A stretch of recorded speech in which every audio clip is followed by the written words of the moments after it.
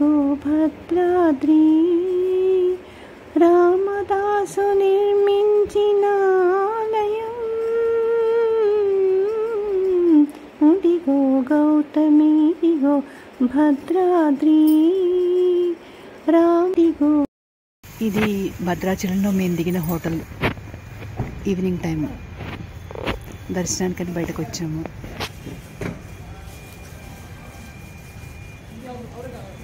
చాలా ప్లెజెంట్గా ఉంది అట్మాస్ఫియర్. అది డస్ట్బిన్, అది కూడా వెరైటీగా పెట్టారు. అంటే హైదరాబాద్లో కూడా ఉంది కానీ ఇది ఇంకొంచెం వెరైటీగా ఉంది. ఇక్కడేమో హోటల్లోనే లెఫ్ట్ సైడ్ శ్రీరాముల వారు, లక్ష్మణుడు, శబరిమాత. ఇదంతా హోటల్ డెకరేషను. మొన్న రిపబ్లిక్ డే చేసినట్టున్నారు. ఇదేమో డైలీ ఉండే డెకరేషన్ లాగానే ఉంది. ఇవాళ భద్రాచలంలో రీచ్ అయినాము. ఇవాళ ఈవినింగ్ నది వైపు వెళ్తున్నాము. గోదావరి నది దర్శనం, తర్వాత స్వామివారి దర్శనం.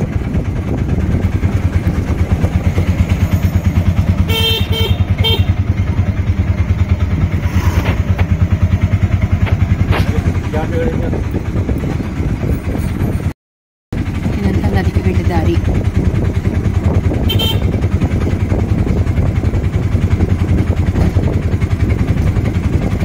మేము రీచ్ అయ్యేసరికి కొంచెం చీకటి పడింది. ఇప్పుడు కూడా పెద్ద టైం కాలేదు కానీ చలికాలం కదా, కొంచెం చీకటిగా ఉంది.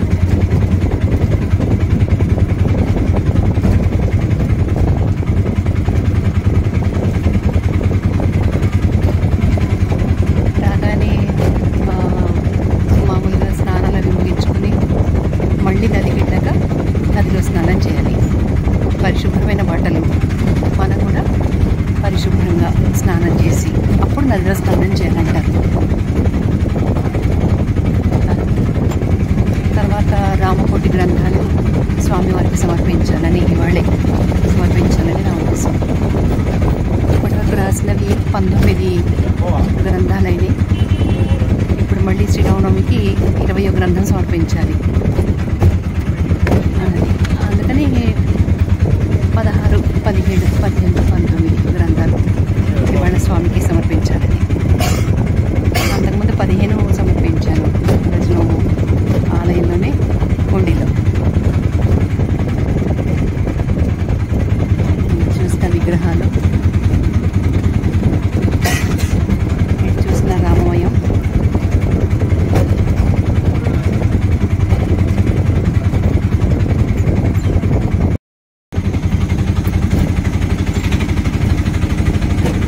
కొండ మీద నుంచి వెళ్ళినట్టుగా ఉంది. అంటే భద్రాద్రి అంటే కొండే కదా.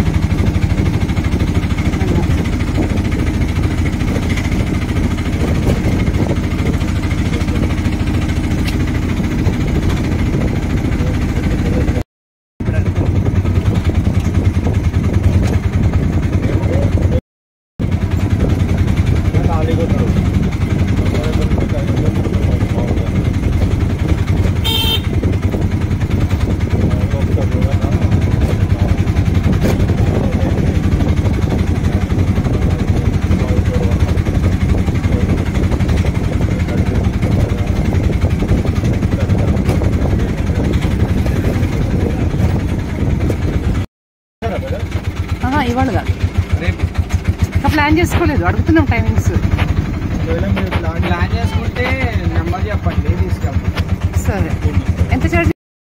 నదిలో గోదావరిలో దీపం పెడుతున్నారు.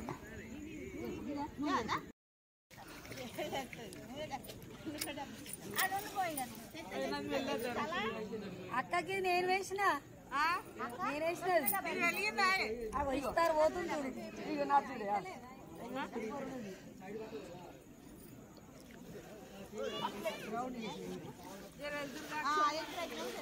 అయితే నేను మెల్లమెల్లగా కింది మునిగింది. నూనె కూడా ఒకటి ఇట్లా దొరికింది. నూనె 5 అయింది. ఇక్కడే గోదావరి నది దగ్గర శ్రీ ఆంజనేయ స్వామి వారి ఆలయం.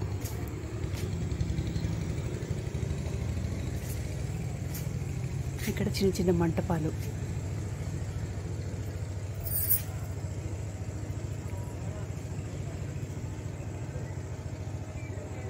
ఇక్కడ గోదావరి మాత మంటపం. ఆలస్యం కావడం వల్ల కొంచెం చీకట్లో నడవాల్సి వస్తుంది, చీకట్లో చేయాల్సి వస్తుంది. ఇక్కడంతా కేశఖండనం అని కూడా ఉంది, అంటే తలనీలా ఇచ్చేవాళ్ళు కూడా ఇస్తారన్నమాట. ఇదంతా కూడా గోదావరి ఘాట్లోనే ఉంది. ఇక్కడే వల్లి దేవసేన సమేత సుబ్రహ్మణ్య స్వామివారి ఆలయం కూడా ఉంది. ఇదంతా భద్రాచలంలో గోదావరి నది ఒడ్డున చూస్తున్న దృశ్యాలు ఇవన్నీ. చెప్పాను కదా చీకటిగా ఉంది, మేము ఈ నదికి వచ్చేసరికి చీకటి పడిందని.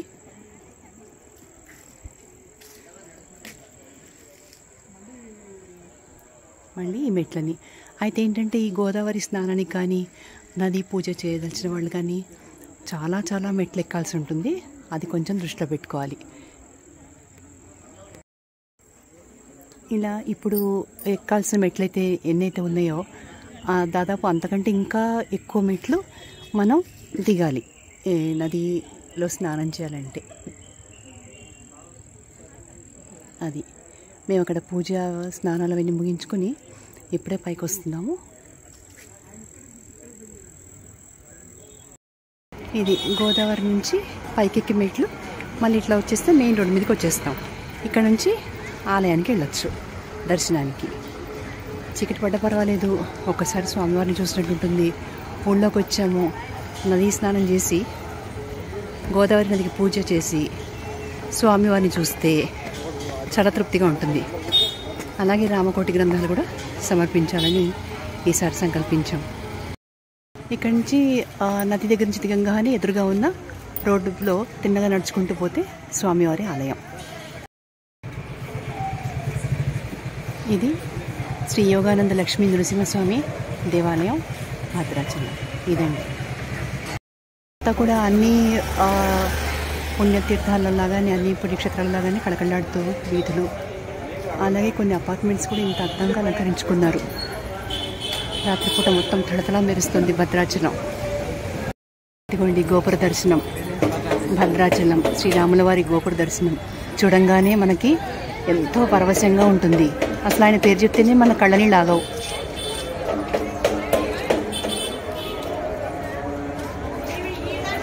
వీళ్ళందరినీ చూస్తే వీళ్ళందరూ ఆయన తాలూకు వాళ్ళు, ఆయన పరివారం. మనమే బయట వాళ్ళం అనిపిస్తుంది. ఎందుకంటే ఎక్కడి నుంచో వస్తున్నాం. వీళ్ళు ఆలయం చుట్టూ ఉంటారు, చుట్టూ మంగళకరంగా ఉంటాయి ఇవన్నీ కూడా. వీళ్ళందరూ కూడా ఆయన పూజా ద్రవ్యాలు కానీ ఆయనకు సంబంధించిన కానీ అమ్మడంలో వీళ్ళందరూ కూడా ఆయనని ఎప్పుడూ టచ్లో ఉంటారు. అంటే ఆయన నామస్మరణం కావచ్చు, ఆయన తాలూకు పూజా ద్రవ్యాలు కావచ్చు, ఇవన్నీ చేయడం ద్వారా వీళ్ళందరూ కూడా ఆయన వాళ్ళని, ఆయన పరివారంలాగానే మనకు అనిపిస్తుంది కదా. ఎంత అదృష్టవంతులో.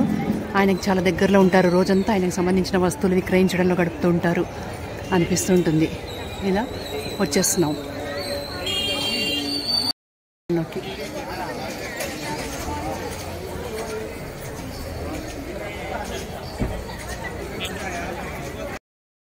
ఇది ఎంట్రన్స్.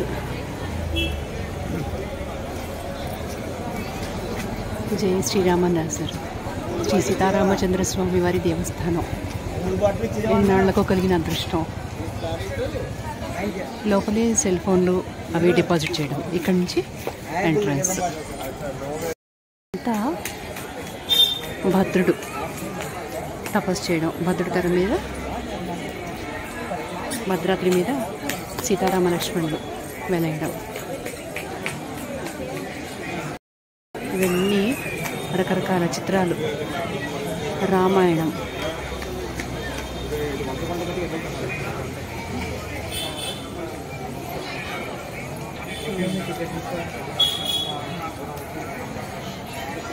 అలాగే ఇటుపక్క కూడా తీశారు.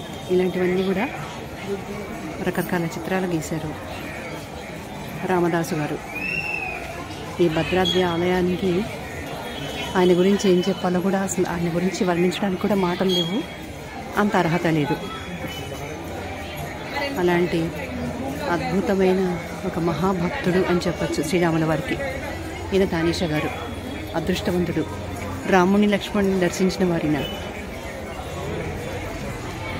గోపన్న గారు.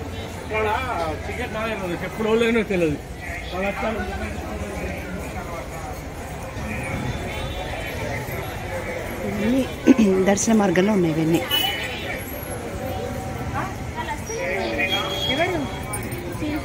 ఇంకా ఇటు పక్క కూడా చిత్రాలు.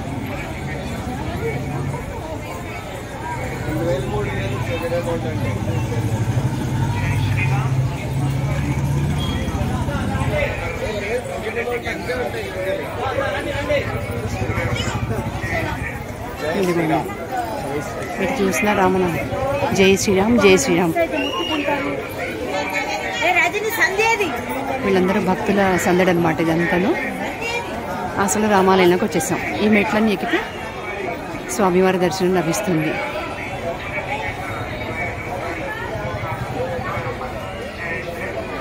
గోకులారామం, ఇది గోశాల.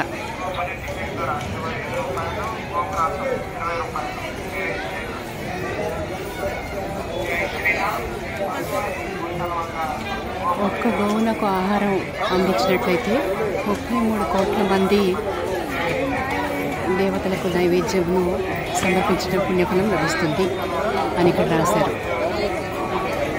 గోకులాధీశుడు శ్రీకృష్ణ వారు కదా, అందుకని ఇక్కడ గోవులతో పాటు స్వామివారు కూడా మనకు దర్శనమిస్తారు. ఇక్కడ ఇదయ్యాక ఇక్కడ సెల్ ఫోన్స్ కెమెరాస్ మనం డిపాజిట్ చేయాలి. ఆ పక్కన ఇక్కడ నుంచి మనం దర్శనానికి వెళ్ళాలి. మీరు మెట్లకి లెఫ్ట్ వైపుగా వెళ్తే ఎడం పక్కన కొంచెం లోపలికి వెళ్తే అంటే సెల్ ఫోన్స్ డిపాజిట్ చేసే కౌంటర్ పక్కనే ఒక సందు ఉంటుంది. దాని లోపలికి వెళ్తే లిఫ్ట్ ఉంటుంది. చేతగాని వాళ్ళు, సీనియర్ సిటిజన్స్ అలా ఎవరైనా దాన్ని ఉపయోగించుకోవచ్చు. ఆ లిఫ్ట్లో ఒకటేసారి 3 ప్రయాణం చేయొచ్చు. ఆపరేటర్ కూడా ఉంటాడు, మీకు మంచి హెల్ప్ చేస్తాడు. కాబట్టి ఈ సర్వీసెస్ మీరు ఉపయోగించుకోవచ్చు. వారి దర్శనం బాగా అయింది. కాకపోతే విపరీతమైన రష్ ఉన్నారు. అయినా దర్శనమైంది. ఇలా కిందికి వచ్చేసరికి ఇక్కడ అన్నపూర్ణ సమేత కాశీ విశ్వేశ్వర స్వామివారి నవగ్రహాల ఆలయం అని ఉంది. ఇక్కడ గుడి నుంచి వచ్చిన తర్వాత కిందకి దిగాక రైట్ సైడ్ పట్టపగళ్ళలో ఉంది. మొత్తం జనసందోహము, వీధులు అందిను. ఆకాశంలో చంద్రోదయం, అంటే చంద్రోదయం కాదు, చంద్రుడు కనిపిస్తున్నాడు ఆకాశంలో. ఇది ముందు వైపు నుంచి ఆలయం. ఇప్పుడు ఇటు పక్క నుంచి మనం దిగాము. ఇట్లా వస్తే ముందు వైపు ఇట్లా కూడా దర్శనం చేసుకోవచ్చు. ఇదివరకు ఇలాగే చేసాం.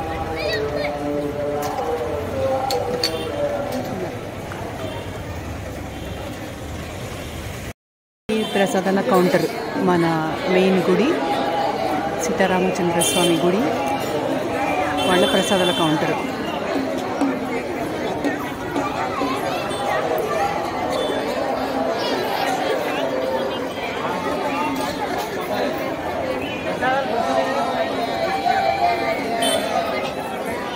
ఫ్రంట్ సైడ్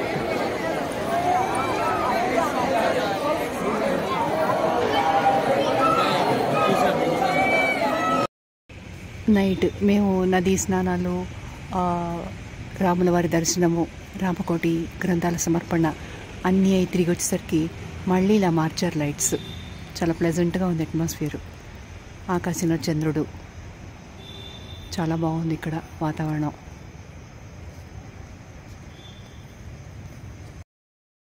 మేము ఇట్లా భద్రాచలం వెళ్తున్నాము, రామకోటి గ్రంథాలను కూడా సమర్పించబోతున్నాము అని తెలిసి పద్మావతి గారు, జయప్రద గారు అంటే మన ఛానల్ వ్యూవర్స్ వాళ్ళు కూడా రామనామాలు రాసిన కాగితాలు ఇచ్చారు. దాంట్లో ఒకరు 108, ఒకరు 1000 పైన అలా రాసి ఇచ్చారు. అవి కూడా ఇక్కడే సబ్మిట్ చేసాము రాములవారి గుళ్ళో.